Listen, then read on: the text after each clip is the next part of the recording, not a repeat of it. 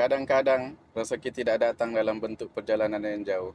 Ada masanya perjalanan yang singkat juga mampu memberi kepuasan yang besar langgo. Untuk job kali ini, destinasi yang perlu aku tuju adalah Sendayan Negeri Sembilan. Bila melihat lokasi penghantaran, aku terus membuat kiraan masa perjalanan. Jaraknya tidak terlalu jauh dan hanya mengambil masa lebih kurang 1 jam sahaja, bergantung dengan keadaan trafik. Proses memuatkan kontainer atas lori sudah selesai, kini saatnya untuk mengikat rantai pada kontainer. Rantai ini dipasang bukan sekadar syarat, tapi langkah keselamatan yang wajib diberi perhatian. Sebab jika berlaku kesilapan, walau hanya kesilapan kecil, boleh membawa risiko besar sepanjang perjalanan. Rantai yang kukuh adalah pelindung kepada muatan.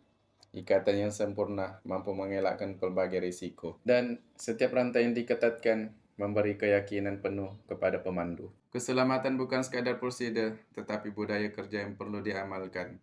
Dan keselamatan tidak boleh dipandang ringan, walaupun perjalanan yang bakal ditempuh hanya beberapa kilometer sahaja. Sebab tiada jalan pintas dalam soal keselamatan barang. Semua bergantung pada diri pemandu untuk memastikan barang dalam keadaan selamat bila di atas jalan. Sebelum bergerak, pemeriksaan terakhir kepada semua ikatan adalah perkara wajib.